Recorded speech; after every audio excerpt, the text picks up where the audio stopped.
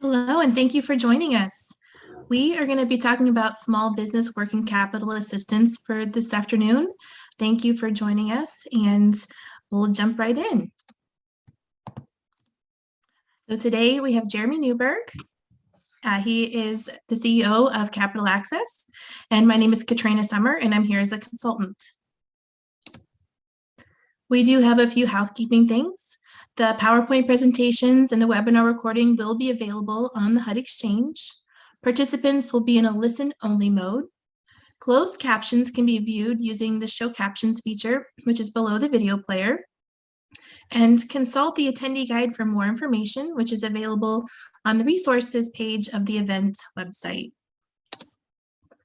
For questions, you're welcome to submit content-related questions using the Q&A feature, which is located below the video player. You may need to scroll down the webpage to view the Q&A. You are encouraged to submit questions throughout the presentation.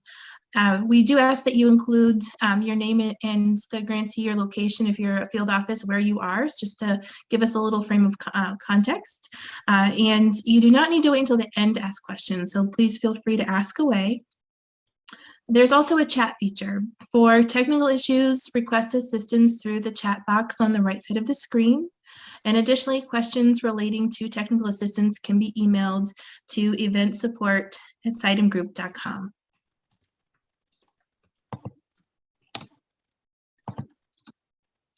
And for questions, if you would like to access questions while simultaneously viewing the event without scrolling down, you can download the Slido app on your phone or go to Slido in your web browser and then type in the code for the session.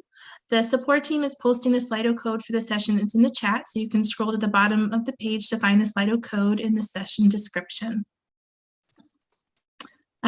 Please note, though, that this presentation is just a series of recommendations from Capital Access.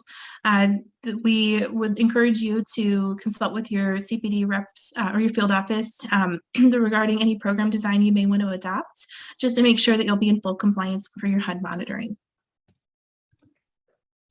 And today we're going to be talking about just getting started, what working capital assistance is, compliance and programmatic considerations, and of course questions. So that's the agenda that we're going to be following. But first and foremost, what's probably on your mind is, what is working capital assistance? So working capital assistance really is emergency operating support. It is funding to support the everyday operations of a business. Working capital assistance is not used for long-term assets or investments. Rather, it's an emergency funding that covers the business's short-term operational needs to stay afloat in a time of crisis and recovery. And because of that, we are seeing a high demand for working capital assistance for businesses as a result of the COVID pandemic. So it's got a really great tie back for the Cdbg CV funds, but it's something that we hope that you'll consider. And so some recommended small business working capital eligible uses would be things like payroll or rent or mortgage or interest on debt, not the principal payments, but the interest, utilities, maybe inventory, marketing and professional services, and even movable equipment. However, if you do fund a program like this, you'll maybe want to make some provisions for home-based businesses. We do not recommend covering rent or mortgage assistance or utilities for home-based businesses. So just keep that in mind if you are going to build out your program design on what would be important for your program. But these are all eligible uses for a small business working capital program. And what we're hearing from a lot of grantees across the country is that there's a lot of labor shortages. And so we want you to consider using small business working capital assistance to address some of these labor shortages. So it could be for new employee retention or referral bonuses prorated over a period of at least 6 months. It could be for recruitment efforts or on-the-job training to enable employers to hire less skilled workers.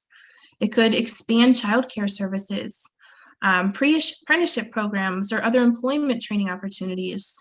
It could be used for personal protective equipment so that people feel comfortable coming to work, and also helping set up for remote work equipment. So keep that in mind, that these are all activities that you can fund that address the labor shortage issues that may be facing in your community, but we do encourage you to do a needs assessment to figure out what needs are specifically needed in your community. So Katrina, I just want to take a moment here. This is what's new. This slide is what's new.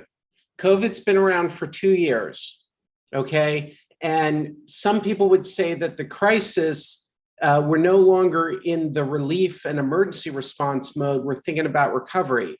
But along the way, problems that we might not have anticipated emerge. And this is a big one, addressing the issue of labor shortages, particularly in low and moderate income areas, or particularly for workers that are paid low and moderate incomes or wages. How can Cdbg help in the effort to get more people where the employment need exists, but also to do so in a manner that they feel safe and motivated to show up? So please take some time to look at this deeply and survey employers who say they're having trouble finding people. We're in Philadelphia, and certain restaurants are reducing their hours because they just can't get enough people to work a shift. So this is very real, and we're excited to bring this to you. Thank you, Jeremy. So we have some considerations for addressing some labor shortages. So tieback is that the people are staying home due to fear of catching COVID or needing to care for children at home. Many activities to address labor shortages will qualify under the LMJ National Objective, which means that at least 51% of the jobs created or retained must be held by or made available to low to moderate income persons. And activities may qualify as low mod clientele if the business is a micro enterprise. And that's where there are 5 or fewer employees and the owner is a low and moderate income household. So you can consider partnering with nonprofits for providing childcare or employment training as public service activities. So that's certainly an option for you to leverage other funding or resources to support this purpose. And if you're funding PPE or remote work equipment, be mindful of the Cdbg limitations on the purchase of equipment, which $5,000 per unit is, less than $5,000 per unit is considered supplies, not equipment. Individual public benefit standards apply when directly assisting businesses. Job creation retention standards of 1 full-time equivalent job per 85,000 should be easily to document for the purpose of the activity if it's job retention. So we really hope that you'll consider using your Cdbg CV funds to support these businesses in a number of ways. Hey, Katrina, I have a question. Can you go course. back? So can you give a nonprofit working capital assistance with Cdbg? For public services? Well, you just answered the question. Sorry. So this is a technical piece that we want to address early on. Special economic development is for-profit business focused. If it's a nonprofit, you can support them with a contract to deliver services. And in that contract, you have flexibility to cover admin and overhead. So doing a small business working capital grant or loan for a nonprofit does not follow the Cdbg regulatory architecture. It's through public services, and the beauty in the regulatory notice that HUD afforded is that there is no public services cap with Cdbg CV. So going forward in this training together, this presentation, we are focused on for-profit small businesses and for-profit micro enterprises. Thanks, Katrina. That's a really great clarification to make. And as you're doing your needs assessment, you may find that there are lots of different types of organizations that need support. And so we encourage you to make note of that and figure out how you can leverage other funding sources to really address that, or how you can structure your programs to make sure that you are addressing the highest needs. So thank you for clarifying that. There definitely is a pathway to support nonprofits, but today we are going to be talking about businesses. And Katrina, Anonymous has given us 2 questions. Oh, questions already. Great. Don't be anonymous. We're friendly people here at Capital Access. So would working capital fall under public service or economic development? And so if it is working capital to a for-profit small business or micro enterprise, it is economic development. If it is a nonprofit organization, the grantee should engage in a public service contract where, as part of the compensation for the service delivery, the nonprofit can build into the budget administration and overhead. And Anonymous, and we're hoping Anonymous is going to share his or her name, is delighted to hear about, I think it was how we address labor shortage with Cdbg CV. So thank you for your comments, Anonymous, and I hope we find out your name by the end of the training. All right. Thank you. Yeah, so we're pretty excited about this this content. So Jeremy, you're welcome to jump in whenever you want. Hit it. Okay, so SBWC is small business working capital. What's ineligible? First of all, real estate. Now, we're doing a lot of work with the American Rescue Plan, and I encourage you all, we're going to be doing another training tomorrow on leveraging resources. I have been in the business for a long time as a TA provider and a consultant, and the American Rescue Plan is remarkable. There is the State and Local Fiscal Recovery Fund, which is $350 billion. And the final rule came out a few weeks ago. And one of the beautiful things is just about everything you do with Cdbg, you can do with the American Rescue Plan, state and local fiscal recovery money. And when you think about it, particularly with Cdbg, you're really talking about three types of contracts. One is a construction contract, either for housing, business facilities, or public facilities or infrastructure. The other is public assistance contracts, direct assistance contracts, which would go rent assistance, down payment assistance, small business assistance, like what we're talking about. And then the third is services. It's typically those three categories of contracts. So capital for real estate development, that would be acquisition, demolition, rehab, construction. This is not applicable here. We're talking about working capital, okay? And any equipment that is affixed. So with working capital, you can pay for supplies. And if Katrina decides she wants to be in the pizza business and she needs working capital, well, she could use that for staff. She could use it for services. She could use it for rent. She could use it for marketing. She could use it to buy the yeast and the flour. But if she wants to buy a pizza oven that is affixed to the building, and most pizza ovens are, that's a different type of assistance. That's a capital, not working capital. That's a capital improvement. And construction is ineligible. Payment on the principal of a loan is ineligible. Interest is eligible. Let me say that again. Payment on the principal of a loan is not eligible, but interest is eligible for a defined period of time. And any project that triggers a deeper environmental review is typically not working capital. So that means working capital is very fluid, and you can get money out pretty fast if you've got a good underwriting system. Next.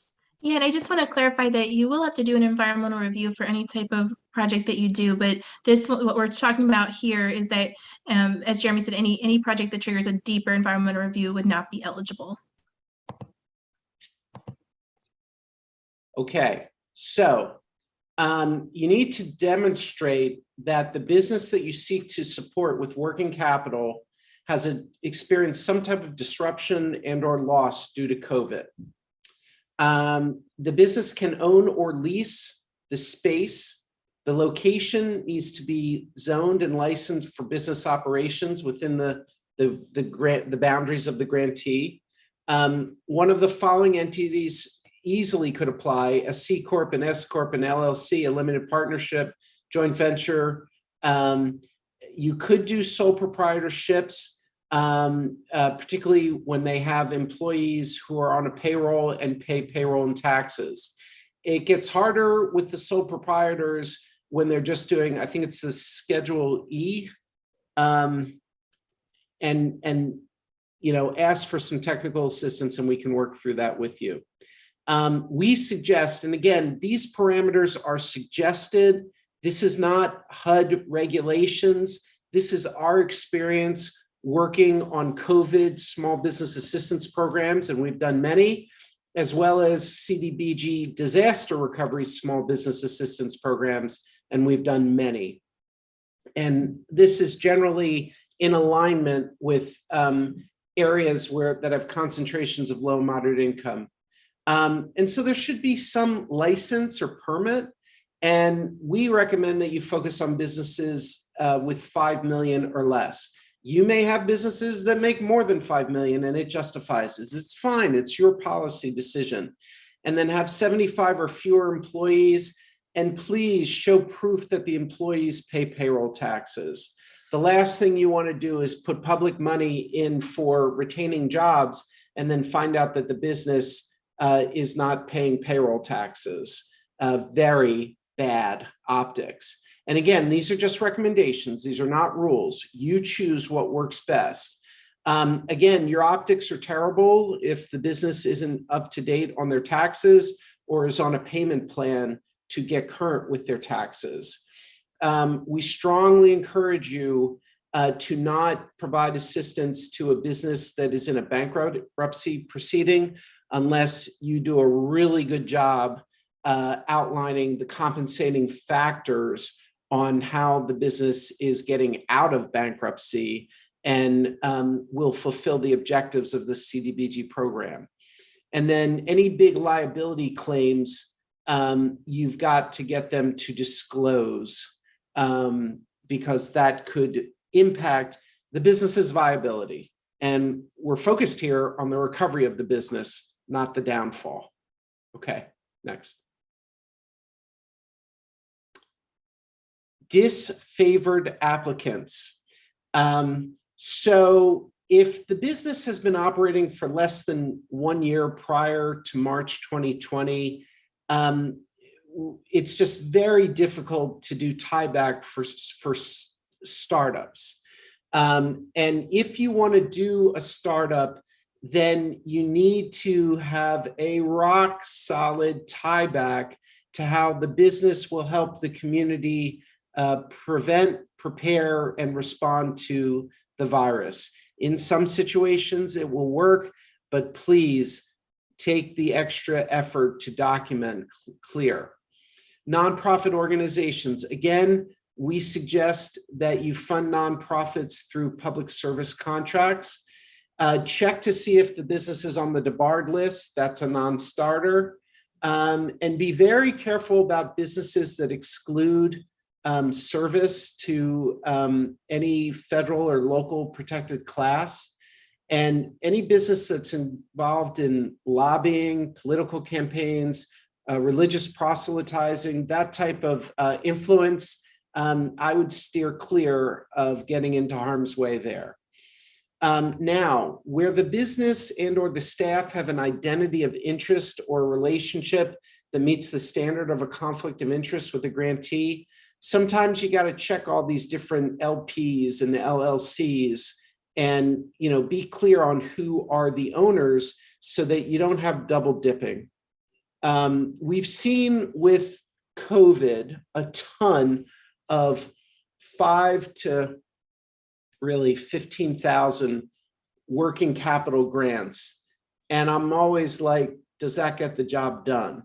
I see how it can serve a lot of businesses in a moment of crisis, but it's kind of like a round number as opposed to underwriting about what is the need.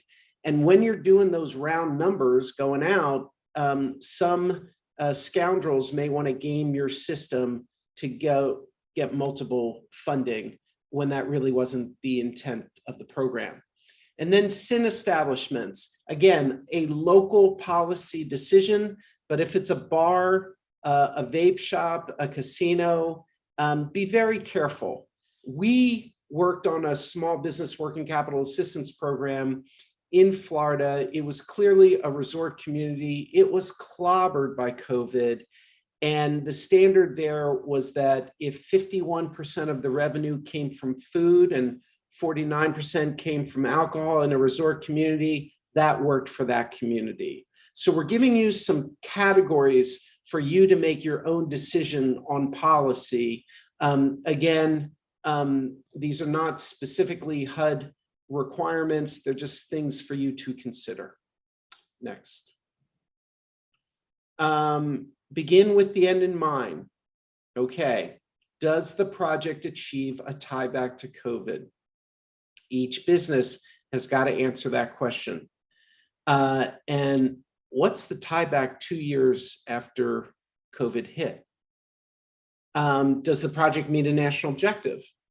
How does the project satisfy the public benefit standard requirement? Has underwriting been completed to satisfy cost reasonableness, avoid undue enrichment, prevent duplication of benefits, and calculate the grant amount based on need?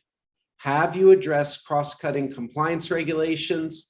And have you established what is eligible and cost reasonable line items?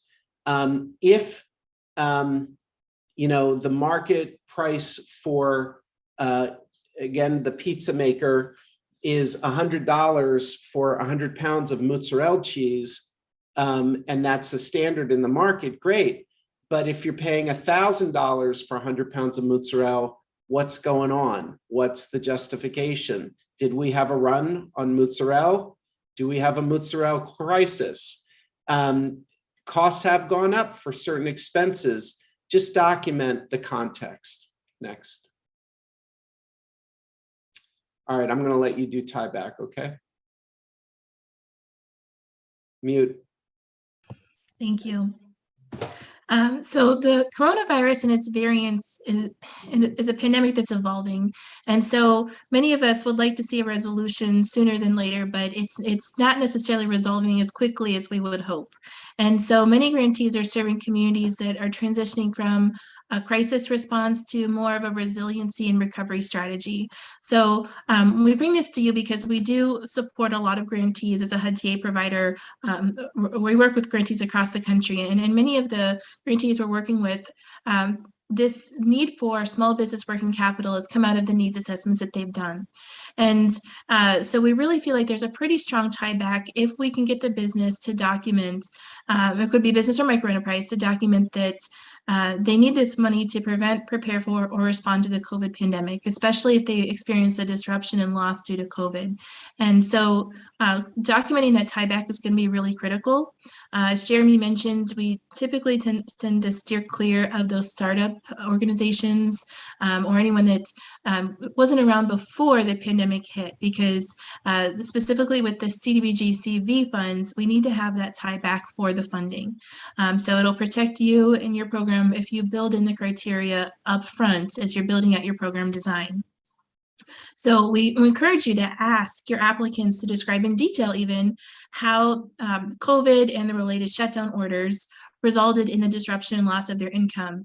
And then we also encourage you to ask what their plan is for recovery. And so we want to make sure that if you're going to be investing the funding in their business, that you have that clear tieback, but also you can help them articulate what their plan is to be more resilient. That may be something that they can come up with on their own. It may be the first time that they've been asked this type of question. And so in some ways, it's even an opportunity to provide some technical assistance to the businesses, to ask some, maybe some guiding questions. Have you considered maybe a new marketing campaign or other type of thing to get them really thinking about what they could do differently to recover from the pandemic, especially with the access to the funds that they would get through this type of program? You would also need to identify your national objective. Small business working capital assistance programs. Katrina, let's get a few questions before we get into national objectives, because we got a bunch and they're thoughtful. Of course. Can nonprofits form a for-profit social enterprise to qualify? A for-profit social enterprise to qualify. I would recommend that you make a request for HUD TA so we can drill a little deeper into that. If it meets the standard of a for-profit business, my inclination is there's probably a pathway, but I'm not going to commit to it just yet because all the owners are nonprofit. But something tells me there's a way that we can figure out how to do it. I just have to look at it in a more systematic and collaborative manner with HUD. Holly Miller, are we able to assist in paying for transportation for employees to get to work if that is an issue in the labor shortage? Katrina, if it is, that would constitute a working capital expense, correct? Because it's for the business. Yeah, as long as it's justified, I don't see a reason why not. And you can lay out your parameters for your program design and what you think would be eligible and reasonable. And we do encourage you to run the program design past your field office just to make sure that they're in agreement before you launch something like this. But as long as you have that direct link and tie back that you can document that you've received that information, I would imagine it likely could be, you could find a way for it. Yeah, I think it's very similar to, you know, buying a tool belt and I mean, we can't buy them a car, but I was thinking maybe, right. You know, bus passes or something like that. Exactly. From Jackson, Mississippi, do the business need to be in a low mod area or just the employees? It all depends on the national objective that you choose. And so hang out, Linda, we're about to get into national objectives and we should provide the answer to your question. So we don't have to do environmental review on the business.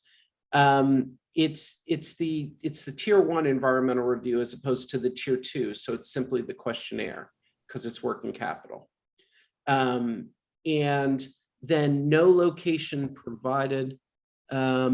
Any restrictions on CV or Cdbg funds on allocating to a business that hires employees as a 1099 contract or instead of full-time? Okay. You got to be super careful with the 1099 for a couple reasons. If your national objective is creation or retention of low mod jobs, a 1099 contract is not a job, it's a contract. So they should be employees paying payroll taxes. And the business puts itself at risk of getting audited by the state because states want businesses paying payroll taxes. So you got to be really careful with that. There may be a situation where the business needs to hire an independent contractor for a very limited scope of service. I mean, limited, but if it's an ongoing thing, be super careful. You are safer having the business create jobs, part-time or full-time employees, where the business issues a W-2. Public service is required to have quantifiable increase, correct? That would be for existing operations that were increased due to the pandemic. I need more context on this question, Ms. Coleman. So if you want to clarify that, but I don't know where you're coming from on this. And this is small business working capital. So if you want to type in some more clarification, we'd love to take a look at it. All right, Katrina, let's do national objectives. Sure. Obviously, something that's going to be really essential for your program design is just identifying which national objectives you want to target. So the nice thing about the small business working capital assistance programs is they really can be quite flexible with regard to different eligible national objectives. And the following do align with this type of program, which include the low mod clientele for micro enterprises, low mod jobs, low mod area, and then also urgent need. So you have some choices here. So we encourage you to choose the national objective that best aligns with your program design, your community needs, and the programmatic goals. You can actually use more than one national objective if you'd like. So if it turns out that one of your applicants is a micro enterprise, you can certainly structure the program to accommodate that national objective. So don't feel like you have to just pick one and stay locked into it. As long as it's one of these eligible ones, you actually do have the flexibility to choose which one is most applicable. Just make sure that you make note of that when you're reporting to HUD. So depending on the program design and the target audience, like I said, more than one can be deployed over the course of the program.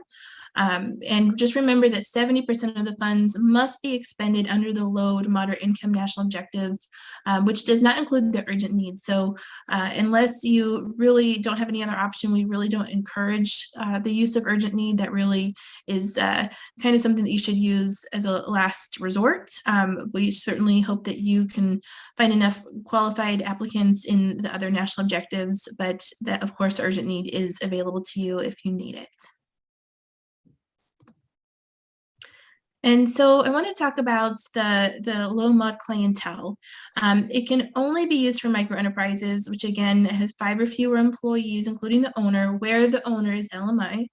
And for micro enterprises where at least 50% of it's 51% owned by LMI persons. And you need to document the following: a self-certification in the application and the grant agreement, a submission of the 2020 IRS 1040. I mean, soon we're going to be getting into the 2021, but you need to verify that the wage or salary of the business owner truly is at or below 80% of the area median income.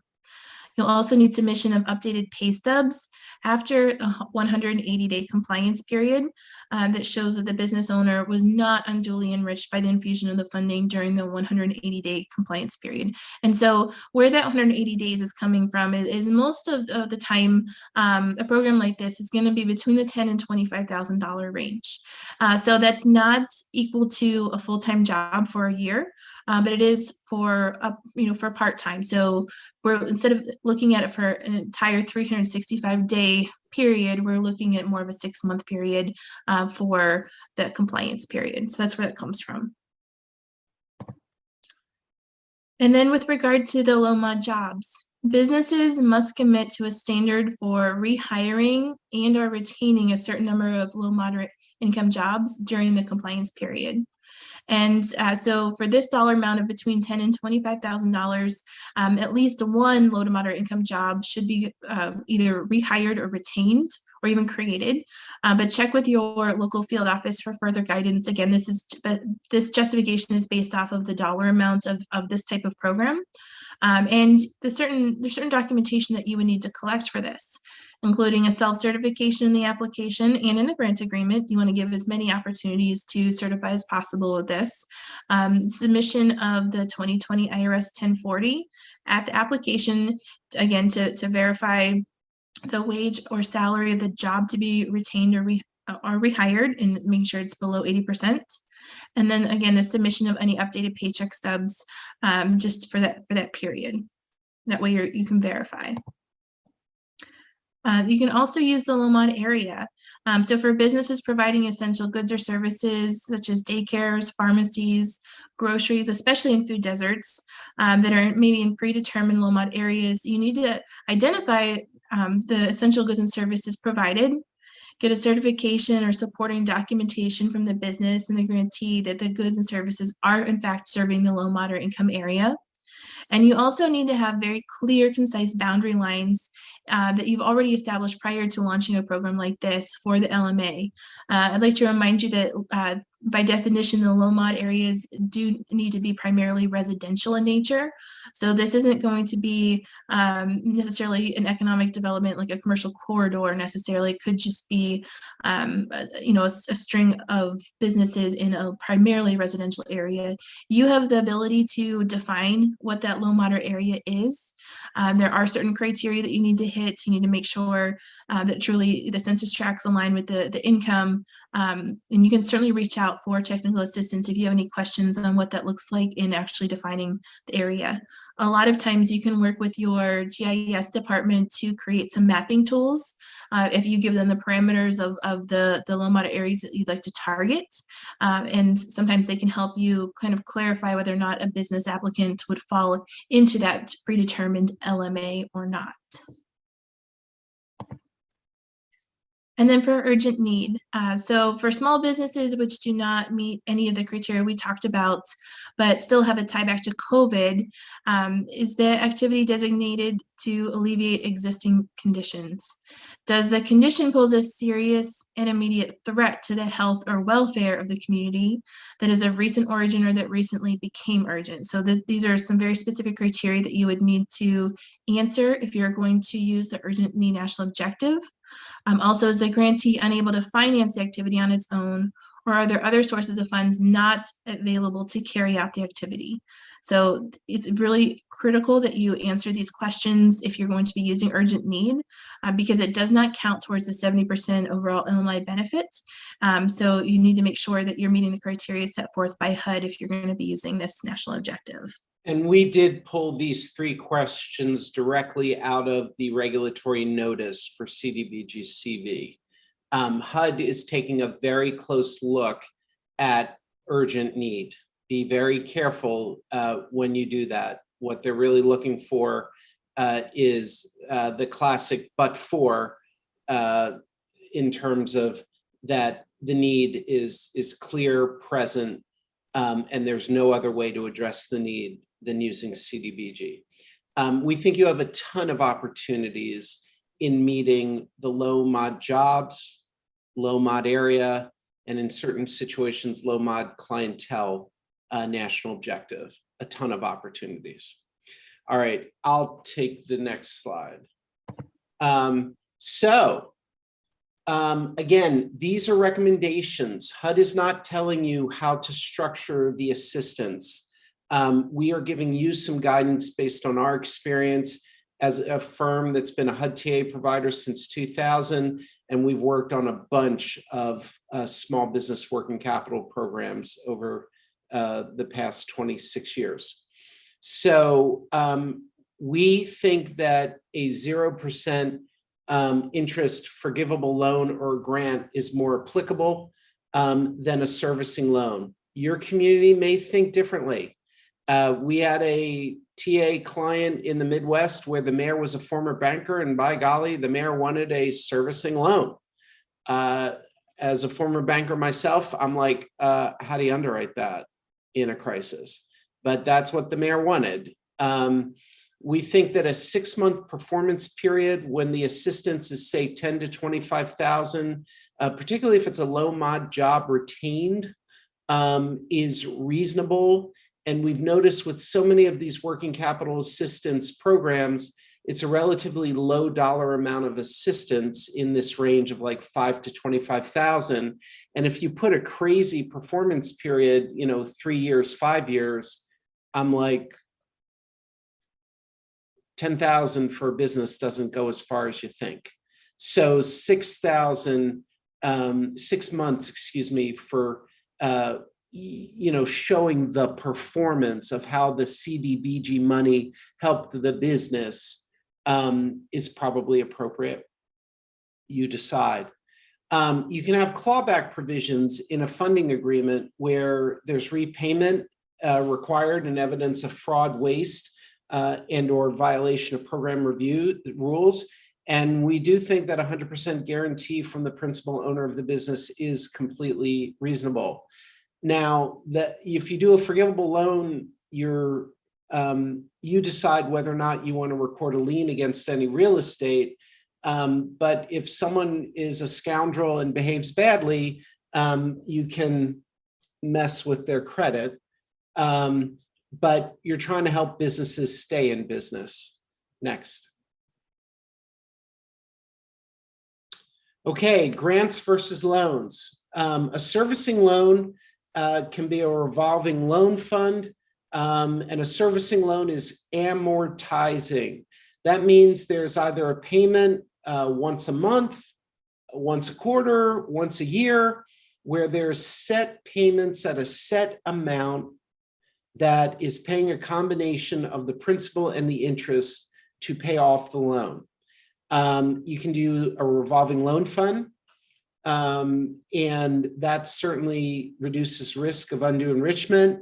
Often elected officials do not want to be seen as giving handouts to private businesses. Other elected officials are like, it's only $10,000. Go help businesses so they can keep people employed. The cons are that when you're servicing these small dollar amount loans, there's a fair amount of administrative overhead. You might want to contract with a servicer like a CDFI or even a bank.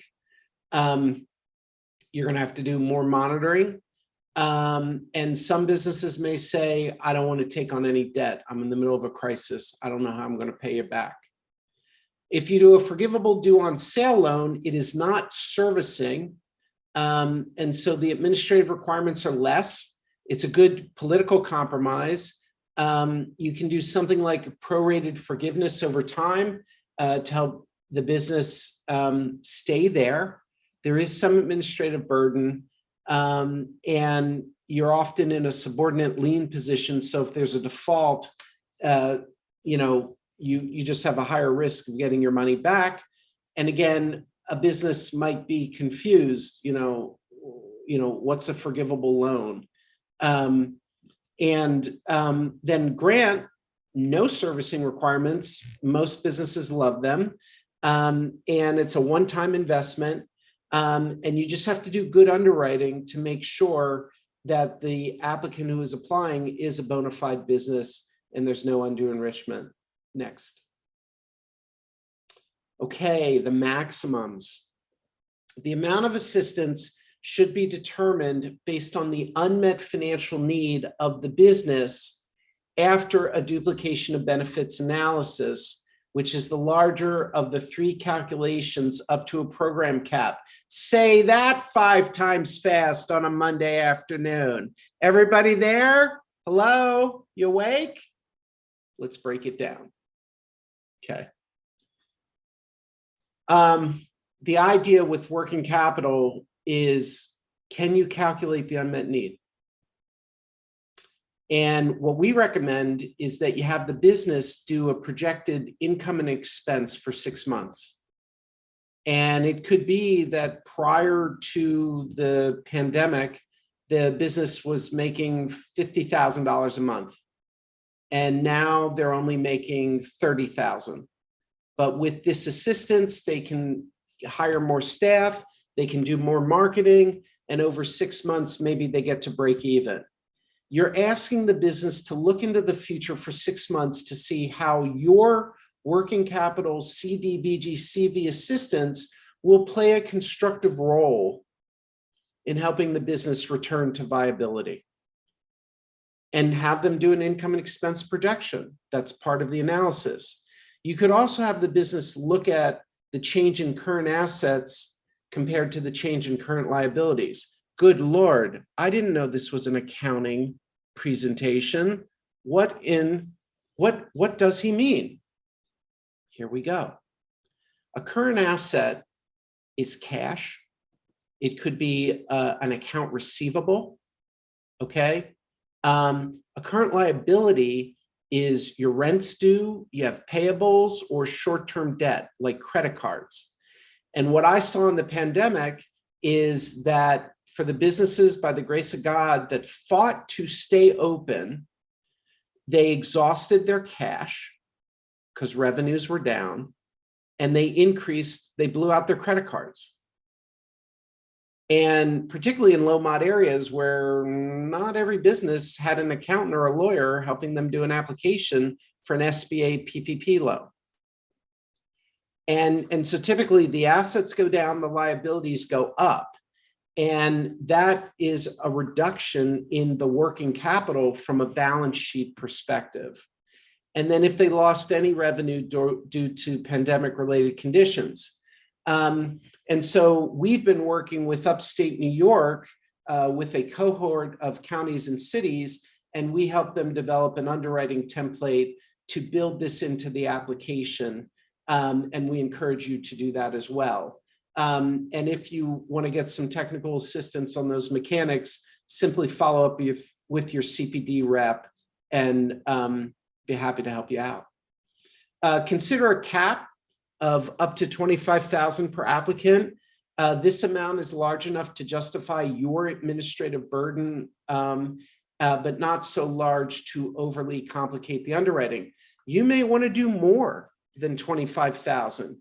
Just be clear on how many jobs will be retained or created, and if it's a low mod area, how the business provides goods and services for the targeted low mod area. Okay, next. I'll stay in on this because this is underwriting. Is that okay? You all right, Katrina? Yes, thank you. All right, options for structuring your program. In addition to being flexible with regards to achieving a national objective, Cdbg CV Small Business Working Capital Assistance also offers the grantee the flexibility of 3 different program structures. Let's think about this. You could reimburse for past expenses because the business exhausted their working capital for some expenses in the recent past. You could provide assistance for future anticipated expenses. I'm going to hire 3 technicians because we got a new contract to distribute PPE, or and so for 6 months that's going to cost an additional $25,000 in salary and overhead. And so there, the business is going to have to just provide evidence that those expenses were incurred in the manner that they proposed. Or you can do a hybrid where you can do a combination of past and anticipated. The key with future anticipated expenses is that they're not advances. Okay, what we're saying is this type of program, there would have to be monthly draws where you can review and approve those future anticipated expenses.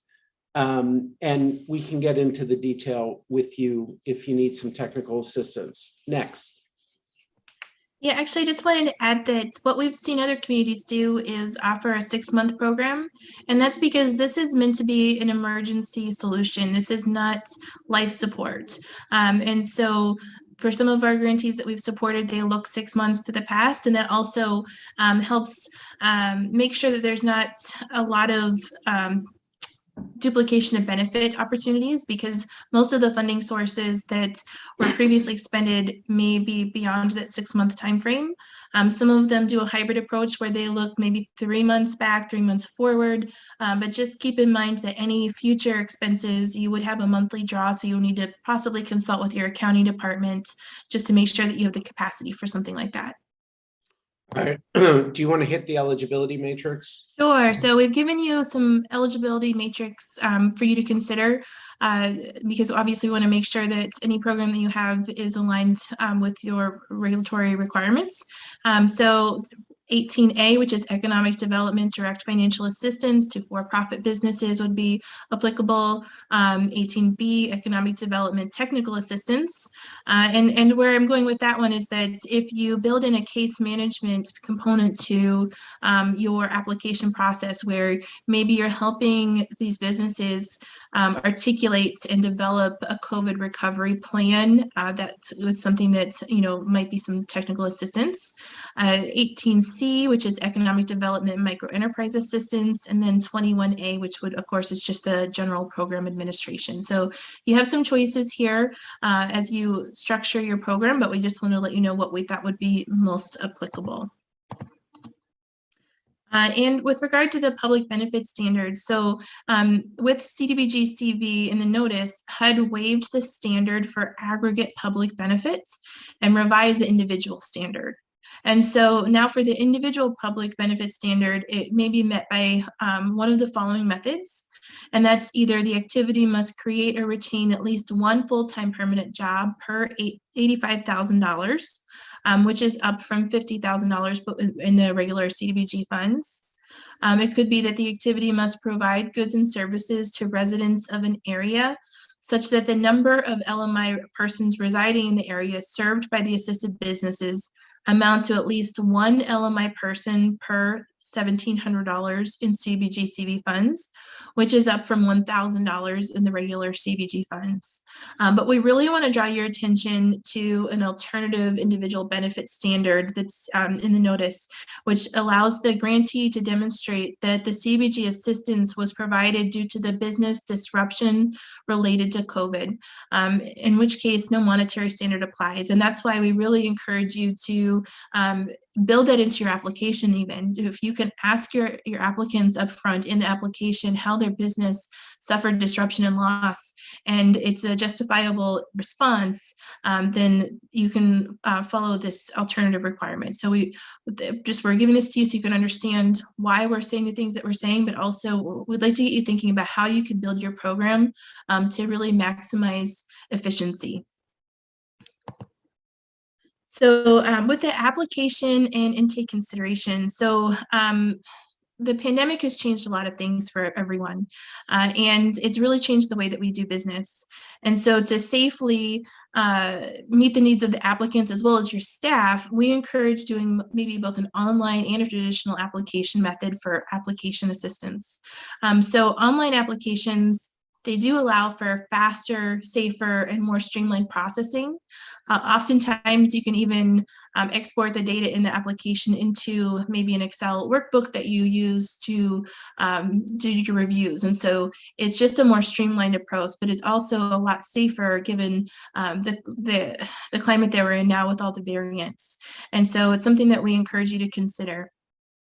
But many businesses and residents, as we know, are affected by what's known as the digital divide, and they may not have access to the technology required for an online-only application. And so we encourage you to offer a hybrid approach with an in-person application intake in areas of high need. And what this means is that you still use the same online application, or you can use a paper application, but you use an application you use a specialist to help them submit the application. And so it could be that you schedule private one-on-one appointments in a building that's you're socially distanced, and you can go through security and make sure everyone has a mask depending on what your criteria are in your community. And so you can schedule these appointments. You can even have them weekly if you wanted to, but you can schedule these appointments to really serve these businesses that need help but don't have the tools that to do an online application. Again, we recommend that if you do that, it's really by appointment only for your safety and theirs. But having a paper application does allow you to, you can also mail it to them. It's just not as fast. And so what we're trying to get at is that this is really a crisis, and we're trying to be as nimble and flexible and fast as possible in serving constituents. And so that's why we want you to consider an online application or a hybrid when you're serving these residents. So Katrina, as I'm listening to you, I'm saying to myself, well, why should you do all this brain damage for unmet need calculation and all this eligibility stuff? If I'm a business, why don't I just go get a credit card with a $25,000 credit limit? Well, a lot of these businesses don't have the capacity for that right now. And especially if you are trying to sustain your community, the business members are part of your community as well. So this is a way to help meet them in their need with an eligible funding source. Okay, so now, if you all are running small business programs and you're like, well, we tried to do this and we just didn't get a lot of takers, we would encourage you to think about working with a small business development center, a CDFI, even a consultant, where they would stand up the application. It could be online, they could be in-person application intake, and a lot of hand-holding. Really, case management also applies to small businesses, particularly the less sophisticated ones. And here's the good news. You may put $1 million into a small business working capital assistance program where the average amount of assistance is $10,000 to $25,000. I would encourage you to add another 100 or even 200,000 for your partner who's going to do the outreach, the application review, the intake, the verification review, the underwriting, the generation of the grant agreement, the funding, and that might all be in-house as well. Those are program activity delivery costs. They are not admin, because all your time is tied to an applicant who's going to be a direct beneficiary. So, you know, if they say $1 million for the program, well, is it $1 million to go out on the street? You still need some more money for all the program management. You can do it in-house, just make sure you have the staff. You can contract it out, and you might have high quality nonprofit subrecipients, such as a nonprofit small business development center, Service Corps of retired executives, a nonprofit CDFI, or you could procure with a for-profit contractor. You have options. Just make sure you budget, because case management is a great investment to get higher quality applications. And case management is not exclusive to low-income households. It also applies to small businesses. Yeah, it really does. We've worked with a number of grantees that have had programs like this, and when they structure it with very strict parameters and elaborate applications with no case management, they tend to get a trickling of applications in. When they meet the application or applicants where they are and support them with case management and structure the program a little differently, they see an overwhelming response of submitted applications, because the need is there. There was just a gap in how to get the information into an acceptable format. And so a lot of these business owners, especially in low-mod areas, they may not know what a balance sheet is. And so it takes a little bit of coaching and maybe seeing things in a different way to get them to understand what you're looking for. So it's really something we highly, highly recommend you consider. Thank you. Oh, and so to my point where you should really avoid the trap of making the application process overly burdensome. It's going to be intimidating for some of these small business owners. They need the assistance, but they may not have the time or the capacity to complete an application, especially if they have staff shortages.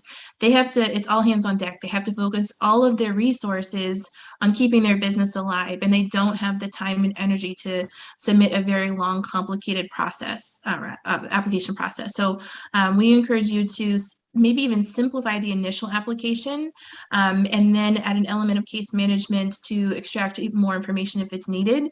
And it'll really, you'll see a much higher level of participation. And you'll also, as I mentioned earlier, really help them come out of this with a pretty solid COVID recovery plan, which is really going to help make your community more sustainable.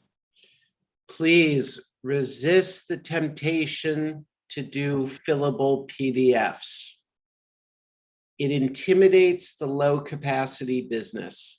Spend the money on case management and make the application be an interview where the case manager fills out the application for the business. You will get better data. You will get better verification documents, because it becomes an education process for that business owner. Fillable PDFs lead to content errors. Yeah, and you should also look at me. Hold on, that's just me talking, not HUD. That's just me. That's just Jeremy Newberg. But I've run enough of these programs that the investment on case management to assist with an in-person application intake or via Zoom, you know, some businesses are very sophisticated, so they can do it online. But, you know, I remember this coffee shop in St. Augustine, Florida, and the owner, he did all his accounting on Square, which is just his point of sale system. And he was literally punching stuff out, but didn't really know how to analyze it. And over the course of about an hour and 15 minutes, we sorted it out, and it helped him. It helped him stay open. He got $10,000, but that's the power of case management with an application. Thanks. Yeah, and I also encourage you to be mindful on how you're asking questions. Make sure that they're easily digestible. Do not use double negatives. Those will frequently lead to errors in the response. You don't want to have to spend the time on failing an application and then reopening it because maybe they didn't understand the way you were asking the question. So just be mindful of that as you build out your application and intake process.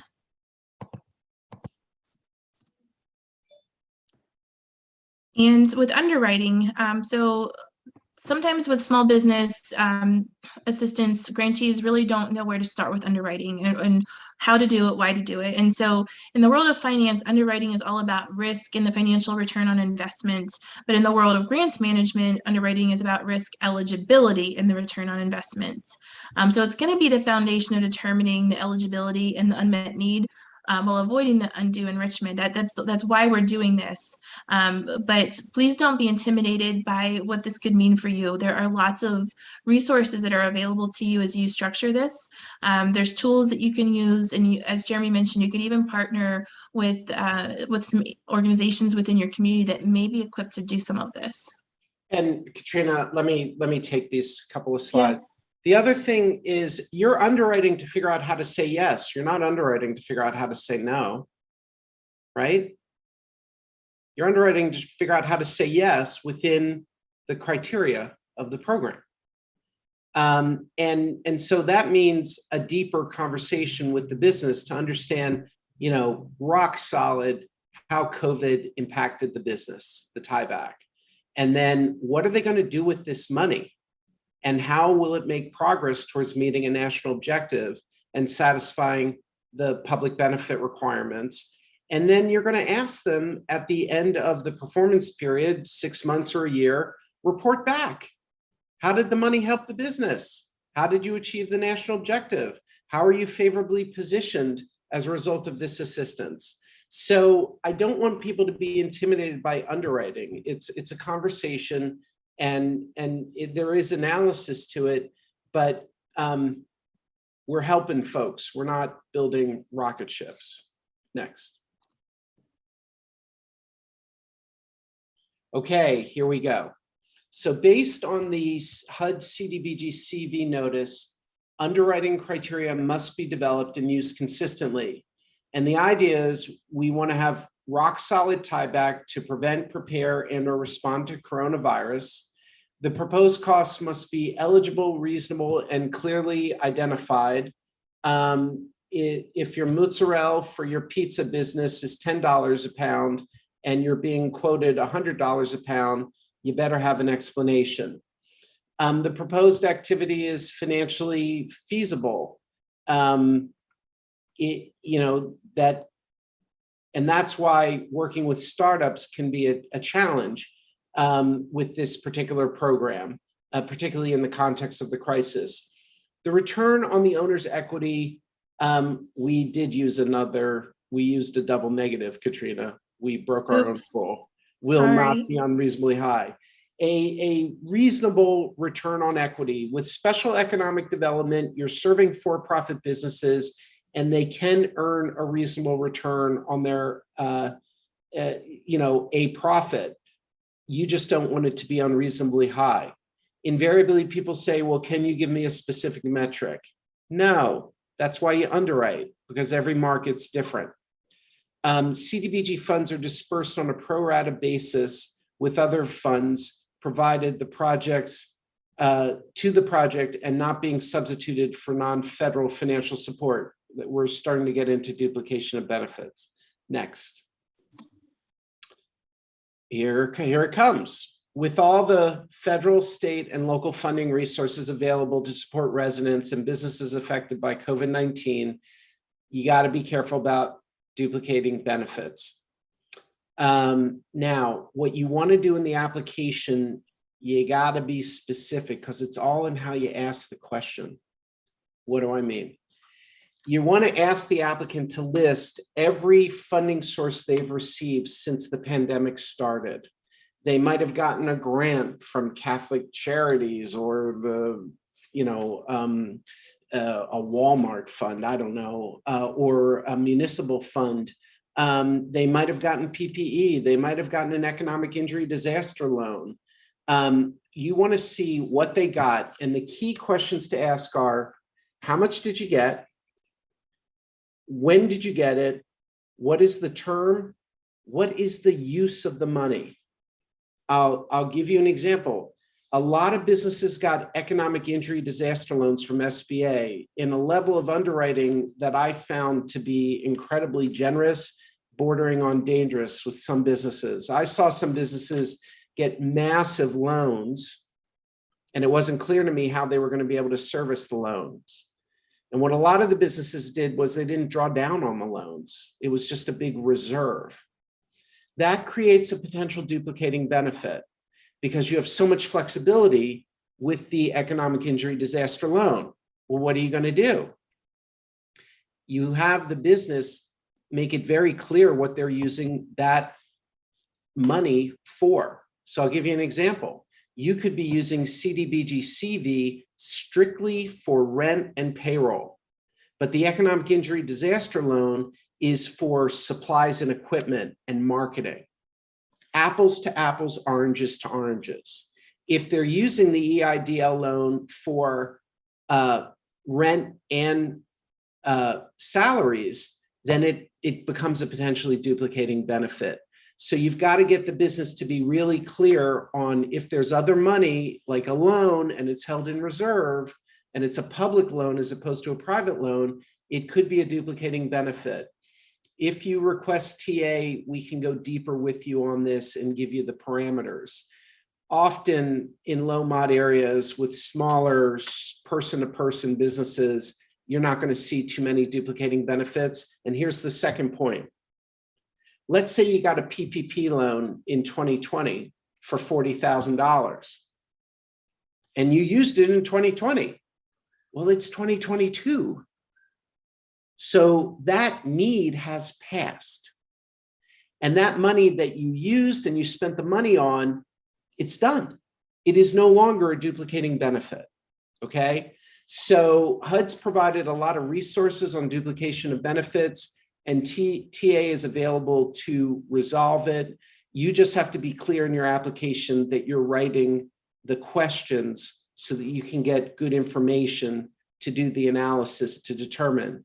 Most of the time, the other working capital assistance the business has received, it is not a duplicating benefit because the money's already been spent. Thanks, Katrina. Next. Payment processing. Payment of the funding award can be made in one lump sum for past expenditures or monthly for current expenditures, depending on the program design and the need of your applicant. Future advances, we strongly encourage you not to do, just for accountability purposes. Grantees should monitor costs covered under the program to ensure that they're eligible, and the draws are accompanied by relevant supporting documentation. Here is my receipt for my mozzarella cheese for my pizzeria. And I spent $5,000 on cheese last month. Please reimburse me. And the type of program response is a response to the crisis, and payments should be processed in a timely manner. And so you got to work with your finance staff on that. You may decide that you only want to reimburse for past expenses and you don't want to go future. It all depends on what's the term of your program. Okay, keep going. You want to do monitoring? Sure. So monitoring for a small business working capital program will really vary depending on your program design. So we've given you a lot of ideas to think about, and you'll need to decide what you are going to target with your program design. So programs with only reimbursements will have minimal monitoring because it's really just looking back, and so it's a shorter monitoring looking forward. But however, programs with maybe a hybrid or a future expenses, they're obviously going to have a longer monitoring responsibility. So just keep that in mind with the staff that you have and their capacity as you're building out a program. And as we talked about with a $25,000 assistance cap, which is very common for what we see through a number of grantees, we just recommend a 6-month time frame for a performance period. Again, that goes back to the justification that $25,000 is not a full-time job for a year. It's more of a 6-month commitment. And so that does keep the monitoring within a reasonable time frame. And it also helps reduce the duplication of benefit analysis burden because, as Jeremy mentioned, a lot of the funding that they received may have been in 2020, and so it's not really going to apply for what we're looking at right now if you were to start a program. And you should reserve the right to monitor over the course of 1 year following the completion of the activities. And of course, you may be monitored on it, so you need to make sure that you still have access to these businesses and they understand that monitoring is going to be a part of receiving the funding. We have a bunch of questions. We will be answering each of them, so just hang out with us. We're almost done the presentation. Yeah, we're getting close. So we encourage you to evaluate your capacity for a small business working capital program because they can be complex with a lot of moving parts. But that's not to say that they should be intimidating. They're perfectly accessible to you. You just need to make sure that you have the people and the systems in place to handle it and to process this type of program.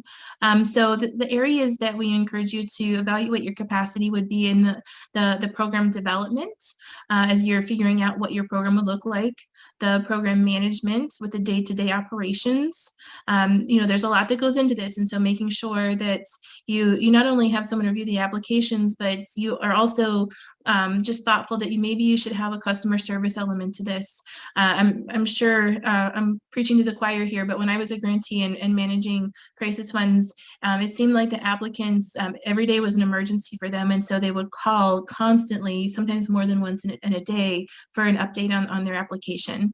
And if you don't have a system in place to field that kind of call volume, all you're going to be doing is just giving updates. You're not actually going to be moving the program along as it should be. And so just be cognizant that the people that you're serving are in a crisis. And sometimes just part of humanity is that they need to feel like they feel connected to their application and the request for funding.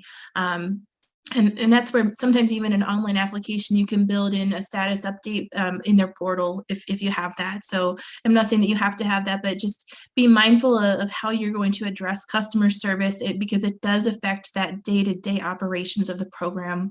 And I just don't want you to get clogged up with just a bunch of calls and emails. And then the marketing and outreach. So we're just in a different era right now. And so we really need to make sure that we are treating this more as a marketing campaign than a here it is, come get it. So you need to make sure that you're being proactive in your responses. It could be something as simple as doing a press release. It could be some canvassing of an area. So you really think about how you want to approach the marketing and outreach, but please make sure you build it into your plan because you don't want to put all this effort into building a program and then have it not take off because it just didn't have any legs. There was no marketing done. You'll want to build out some capacity for the application review and the case management.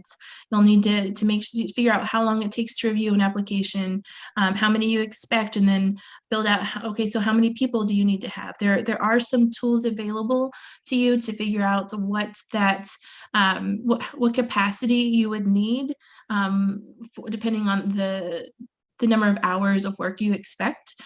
So please know that there are tools available to help you figure this out, but it's going to be a really vital piece of this. I think we've kind of driven home how helpful it is. So I don't want to beat a dead horse, but please really consider that. And then I would be remiss. Katrina has spent much of the past year working with a number of counties and cities in upstate New York where they were like, we tried this and it just didn't quite hit. And by taking this approach, we've helped through HUD-TA, 4 different grantees restructure their small business working capital program. And we've been astounded at the response. The demand is still there with small businesses, particularly in direct services types of businesses. And with these modifications in the program design, the underwriting, but equally important in the back office infrastructure to support the program, volume has been considerable. And these grantees are delighted because, what was it in Buffalo, 80 applications in 1 week when the program launched? What was the number? Yeah, well, we've had a number of grantees where they've actually, within the first week, they have 100% capacity in the pipeline. And so that need was there before, but they just didn't have their program structured in a way that it was accessible. It was complicated, it was narrow, and the dollar amounts wasn't worth the squeeze really for the businesses to go through that process. And so by making it some simple tweaks, by increasing the dollar amount to 25,000 and making it more user friendly, they were really able to meet the needs in their community without placing that burden on themselves with difficult underwriting. Right. And again, we've given you recommendations. We're not saying that this program should be 180 days. HUD didn't say that. We're just giving you a recommendation based on what we've learned helping grantees run these programs. If you want to do 3 months, if you want to do 9 months, if you want to do 12 months, it's you understanding the needs of your community. These are not HUD requirements. We're trying to share with you what we've learned in running several working capital programs that use Cdbg as well as CARES Act money. Okay, good. Thank you. Yeah. And also I wanted to address just the financial management piece of this. So this obviously will impact your accounting team. And so you should really meet with them early and often so that you know what the capacity is at their level as well. So it's not uncommon for grantees, and I was guilty of this myself when I was a grantee, is to kind of work in silos because you just feel like you know what you need, let's just get it done. But in this case, you really do need the collaboration of other departments. And so there's going to be a financial management piece of this where you're not only tracking what you're expending, but also you need to make sure that you're paying promptly because, again, this is a crisis. And when you're evaluating your capacity, also need to make sure that you build in time to for reporting. Those QPRs, they sneak up on you, and then monitoring as well. So just make sure that you are mindful of everything that's needed for a program before you even launch it so that you will be set up for success. Thank you, Katrina. Why don't I take this? So what is the role of the grantee? Certain responsibilities should stay in-house. Policy and procedures. HUD wants you to set policy and procedures. You can collaborate with your partners, but you ultimately set policy. And you want to ensure compliance with all cross-cutting regulations. Environmental reviews sign off as the certifying officer. It's just tier 1. And procurement and contract management of your subrecipients and or your vendors, internal coordination with legal and finance to facilitate smooth processing, have one grant agreement or loan, forgivable loan template, have one draw form, and then review and approval of invoices for payments, IDIS draws and reporting, and monitoring. These are core functions of a Cdbg grantee. Next, please.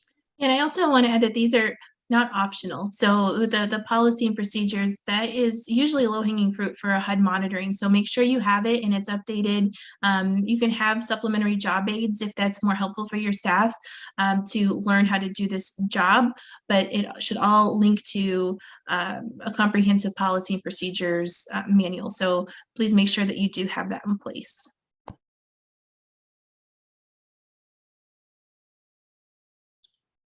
So who's at the table and who needs to be at the table? Grantee staff, how many staff members are available? How experienced are they? I don't know about you, but there's some type of shift happening with staff in home and Cdbg programs.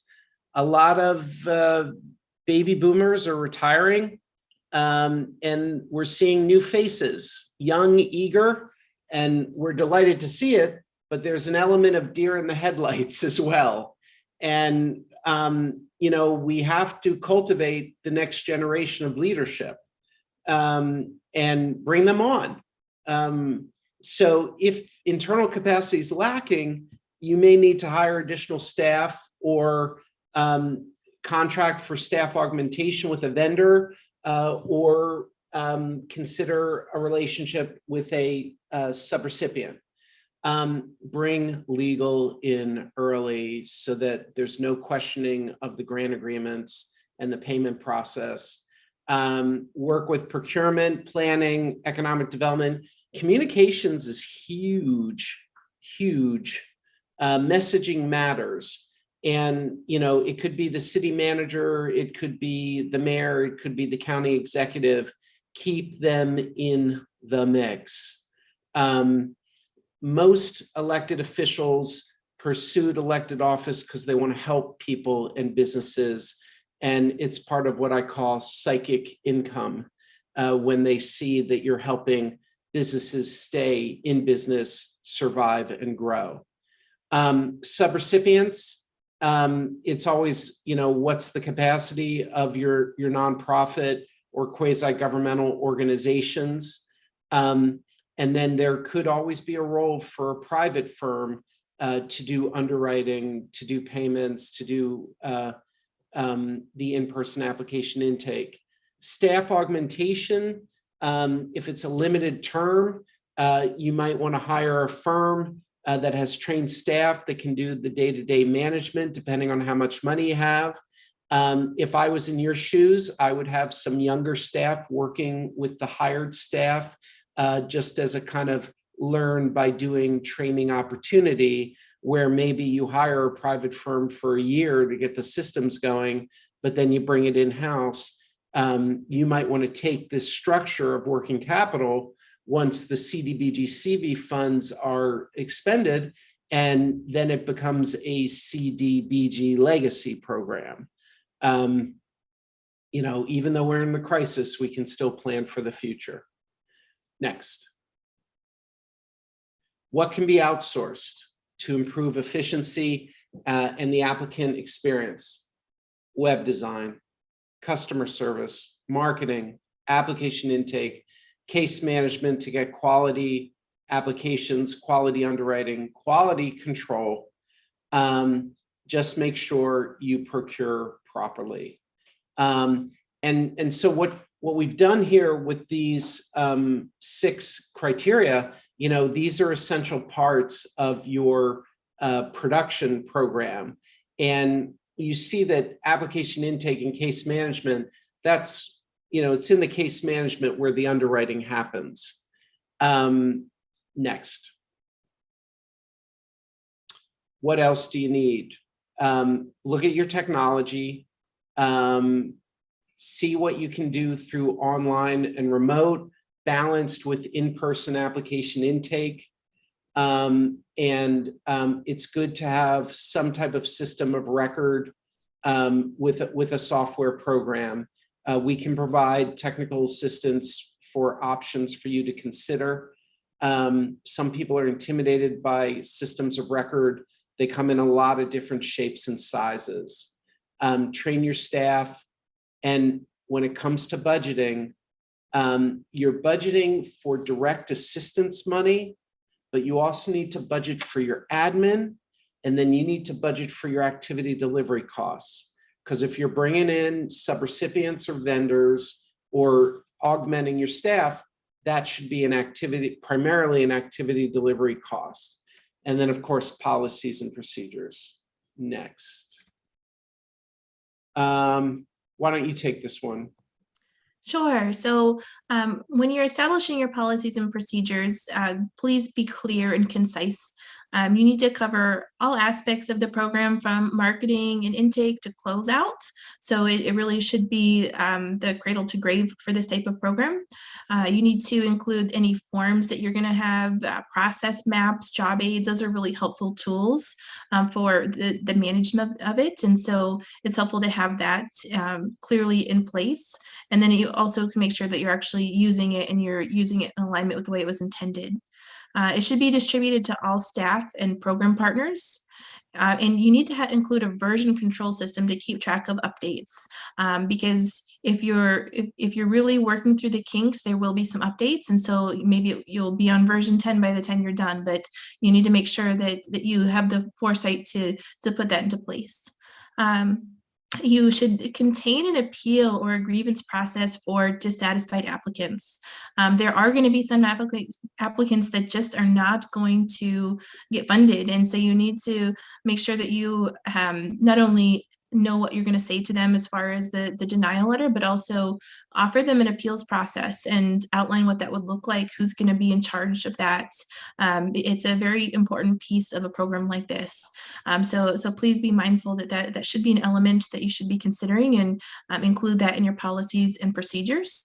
And it should be available to the public via your website, and then you could also have hard copies as well. But just that's just something to keep in mind. It is permissible to have a separate public-facing manual that's less detailed than an internal staff manual, but they should be in alignment with one another. And some things to include in your policies and procedures manual would be the program objectives and any special priorities, such as, maybe businesses in LMI areas or businesses facing labor shortages. So if you're going to have any priorities for how you're going to process the applications, you should be very clear with that so it can be applied consistently. You can include the expected time frame for application and award. That way you'll know whether or not you are on target or not. The applicant eligibility criteria, that's going to be a big one that you're going to need to be very clear on. The maximum assistance amount, what the funds can and cannot be used for. Be very clear on this. And you can certainly maybe reach out to other grantees who have similar programs, or reach out to us for TA to help, kind of fine tune what that would look like in your community. A lot of that's going to be the policy stuff that we talked about earlier. So be mindful of what you're willing to use your funding for, and clearly articulate it. You need to have a process. And the maximum assistance amount, we talk in terms of 10 and 25,000 because most grantees want to serve as many small businesses as they can. But you may have a situation where a business is going to bring in like 100 jobs into a low mod area, and so you can go above these maximums depending on what is the scale of the business and how it serves, prevent, prepare for, respond to COVID, the tieback, and of course the national objective, and of course the public benefit. That's your trifecta of compliance with Cdbg CV. But there may in fact be situations where you want to go above 25,000. HUD doesn't put a limit on this.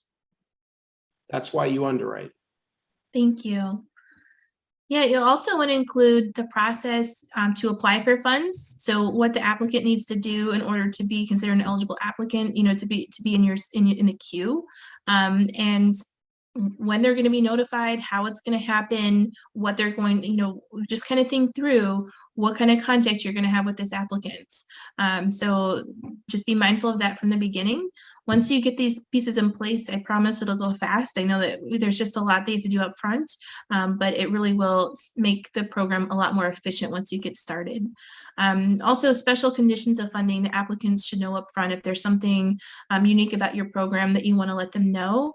You should include that in your policies and procedures so that it can be conveyed consistently. You should have how to request language assistance or disability accommodations, and again, the appeal or the grievance process. Some additional items. Oh, go ahead. Yeah, I'll give you a break. So additional items to include in policies and procedures. I know this can be a little dry, everyone, like it's a big checklist, but this is part of the HUD compliance process, so we need to put it out. And really what you're trying to do is follow, if any of you read Stephen Covey's 7 Habits of Highly Effective People, my favorite habit is begin with the end in mind. And the idea is that you're getting the program ready for a monitoring or an audit, and it should be a no drama experience where you've got your monitoring and audit checklist set up. Well, if you've got your monitoring and audit checklist set up, that's really the outline for your policies and procedures, if you think about it. That's the table of contents. And what we're doing here is we're giving you the categories of topics that you need to consider as you build out your policies and procedures. We take pride in how few words we can write when we do policies and procedures. But I want to be clear, it is and some policies and procedures sadly try to be all things to all people, and they are exercises in accumulation. We are interested in distillation. No accumulation, distillation, distilled to the most essential. How's the program going to be marketed? It's not about build it and they will come. You've got to do a lot of outreach. We encourage you to focus on the minority, women-owned business enterprises, disadvantaged businesses, veteran businesses. It's wonderful opportunity to serve those businesses. Procedures for case management, application review, verification, and quality control. What's your fraud, waste, and abuse? Our firm now, Capital Access, is running about $100 million in emergency rental assistance programs. And we've been astounded at how creative people can be. And so we've had to monitor and update our fraud, waste, and abuse programs because we still want to say yes to the people that have a need, and to the ones that have discrepancies, we just ask a lot of questions. Financial management, include, the payment process is huge. As you design a small business working capital program early on, work with your city or county finance staff so that they understand what you're trying to do, they understand the timing, and when you submit a request for payment, they're not second guessing you. They see that you've thought it through. IDIS setup, your accomplishment reporting, vitally important, and we can provide TA on that in terms of setting up the program, setting up the individual projects. File management and how you're going to approach closeout, and then monitoring. We recommend that you put in the application and the program design, hey, this is a 6-month compliance period, and at the end of that compliance and performance period, we're going to ask you to write a progress report. You submitted an income and expense projection over 6 months. How'd it go? How did it go? What worked, what didn't work? How did the Cdbg funds help your business? How did you, if it's a low mod national objective for jobs or an area benefit, how did the business make progress in achieving the national objective? And we recommend that you provide an online form for that with guided questions. Next.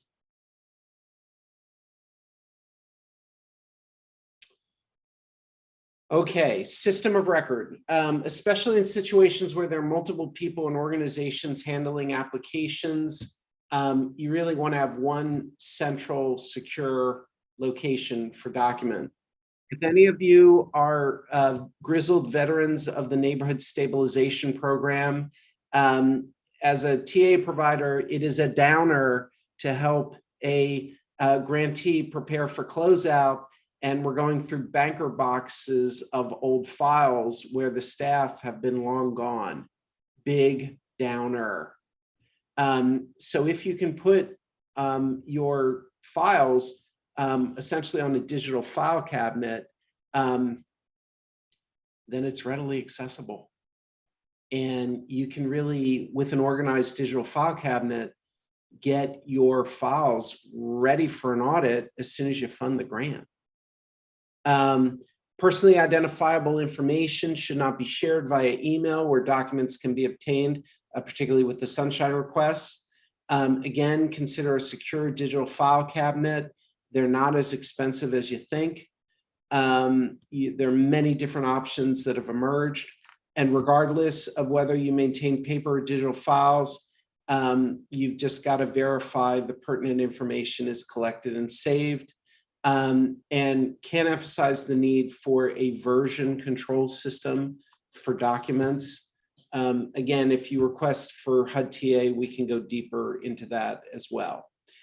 So you can see that like these investments that we're talking about, you're building so much infrastructure, it should survive COVID and will help you with just legacy Cdbg. Next. Yeah, I just wanted to add that HUD does allow you to maintain digital files.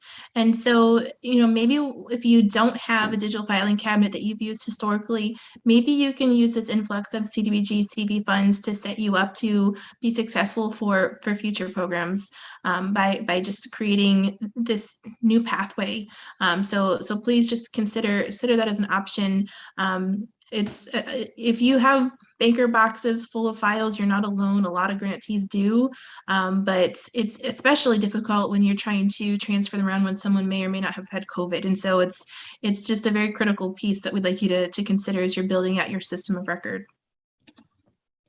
Now, I want to, before we get, I have another, so we have resources, then I have a thought that I want to share. Sure. So 24 CFR 570, okay, core Cdbg, you've got the Federal Register notice, the Economic Development Quick Guide, we wrote that for HUD, and it's a rigorous document. We scoured the Federal Register for everything that relates to economic development. Please read it. It's a good document, I promise you. And then you've got the Guide to National Objectives and the income limits, the monitoring, the guidebook for oversight recipient, and of course, the universal administrative requirements. The thought that I wanted to leave you with is that some people want to create a revolving loan fund because they think they're going to run out of the money. I believe if you're successful with a small business working capital program and you burn through your money, go to your mayor or your county executive and say, this type of assistance to small businesses in low mod areas probably is eligible under the American Rescue Plan for impacted communities. And we've had incredible success. Why don't you put some more money into it? It's the same infrastructure. And just plan for success, plan to run out of money, and then tell the story internally within your government, there's more demand here. Let's find some more money to help these businesses that, improves services and increases employment. So we took a broader view for you to really infuse your infrastructure for running a small business working capital program. All right, are you ready for all these questions, Katrina? I'm ready. All right. We'll start at the top. Does the business need to be in a low mod area? Oh, we covered that. And we talked about 180 days is not a HUD requirement. We just suggest it. If a husband and a wife own a business, are you ready for this? We're always like, okay, here comes the husband and wife. If a husband and wife owns a business, the husband owns more of the business than the wife, will they qualify as low mod if the husband falls within the income guidelines, but the wife does not? Okay, this would only apply if it is a micro enterprise. If it is a small business under special economic development, it's not an issue because it's a broader underwriting. But if it's a micro enterprise and you're telling me that the husband and wife are both owners, then we're looking at the incomes of both. Yeah, it would be the household income. It's the household income. You got to look at both. Will you share the template? We can't do that here, but you know how to reach us and we're happy to talk with you afterwards. Now, if you meant the presentation, yes. We actually have a verification review sheet and an application that incorporates all the things that we've recommended. And if you email us, we'd be happy to talk with you about it. I'm new to HUD. I have already spent my CV funds on public services, but I joined here hoping to learn about general small business assistance. I'm wondering how relative is this information beyond CV? You know, if you're currently, I would really look into the American Rescue Plan and getting funds allocated for this type of assistance in low mod areas. My concern with 6 months is that it might not be enough time for the business to create a job. We have some businesses that take a year to actually create a job. Then how is that tying back to COVID? You got to connect the dots for me on that one, because I'm miffed or mystified. I'm not miffed, I'm mystified. If I use a low mod area as my national objective for small business assistance, does the service area have to primarily be residential? And what percentage is primarily? Can you do that one, Katrina? So the LMA does have to be primarily residential. We need to look at their regulation to see the exact percentage, but it's certainly something that you can check with your field office rep with, because you do want to make sure that you are defining your low moderate areas correctly. Oftentimes grantees think, oh, well, it's just a census tract, you know, it meets that, but it's more than that. And so you need to really look at the criteria that goes into defining that LMA. Okay. I don't know if this is a question or a thought. We thought all costs that are allowable, allocable, and reasonable per 2 CFR Part 200 and 24 CFR 570 were permitted. Okay. Not totally clear on admin costs and working capital. Perhaps I need to review definitions. Okay. Working capital is for small businesses. Admin costs are typically for subrecipients, and all of them. And so that's where you get the allowable, allocable, and reasonable. And that's typically with the nonprofit subrecipients. With working capital, it must be cost reasonable and eligible. Allowable and allocable, we're getting into technical stuff.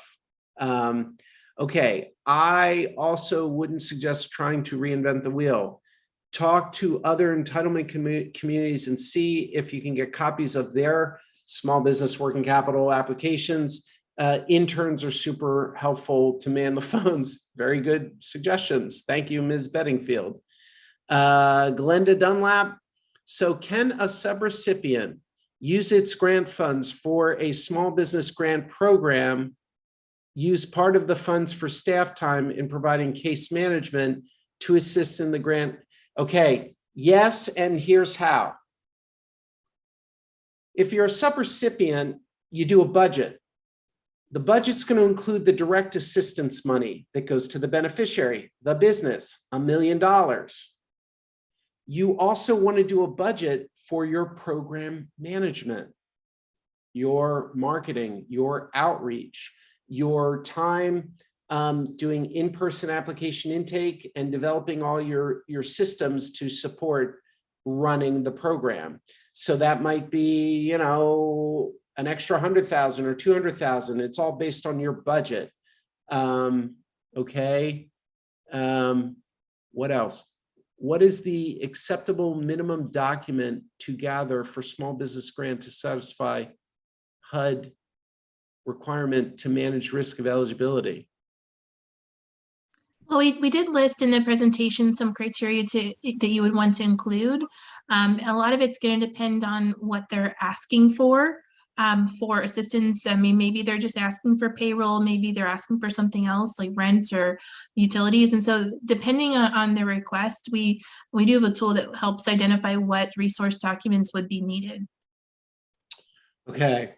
Maria Dickinson from Lowell, Mass.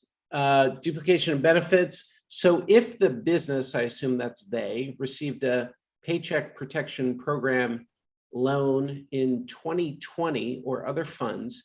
We are now 2022. Can we start again? Yes, please. Yes, vitally important, okay? Because the working capital unmet need was in 2020. The money has been spent, and there is a new working capital need in 2022, okay? That's the key with working capital and duplication. It's not just what funds and how much, it's when did you use it? Now, if they haven't spent their PPP money and it's 2022, then it is a duplicating benefit. But if it all got spent, it's a new set of needs because it's a different time frame. So great, it's clear the economic development director is the best person to run the program. I'll be back tomorrow. Okay, Ms. Dravis, wonderful, lovely. And we already covered, is the 180-day period recommended but not required, but HUD, is that right? I don't understand what that is. Is there any minimum compliance period for job retention under low mod clientele? You mean low mod jobs. You define the compliance period for the job retention, but please do that in close coordination with your CPD rep. I think that's the question. I might be confused there. Can you do this last one? Is the business information entered into IDIS as an activity? And I think the question there is, do you just set up the program as an activity or each individual grant? I think that's the question, right? Well, it depends on the national objective. If you have multiple national objectives, you'll want to enter each individual grant just because you'll want to make sure you're being clear. And so that's something that you would work out in your program design and with your CPD rep as you're doing this, so that you're clear on what they're clear on what it is that you're doing, and you're clear on what they're expecting. Thank you. All right. Thank you, Katrina. So it is 5:45 East Coast time. We hope that you found this to be a useful experience. And here, click the next slide. This is how you can reach us. And Katrina's on the first slide. She'll clean this up so she's on the last slide too. Sorry. And we just say, be brave, be bold, be persistent as you help your communities prevent, prepare for, and respond to the coronavirus pandemic. It's still going on. We are HUD TA providers, and if you need some help or have follow-up questions, we encourage you to either go on the HUD Exchange to make a TA request, or work with your CPD rep to make a request, and we'd be happy to help you. And there are a bunch of other really qualified HUD TA firms that HUD can deploy. HUD wants to see you all succeed, period. They've invested in these resources in this conference. And so be brave, ask the questions that you need, and be bold in pushing the envelope to help folks out. Thank you, Katrina. Thank you. And thank you for all the people who helped us make the technology work for this presentation. We wish you good luck. Thank you so much.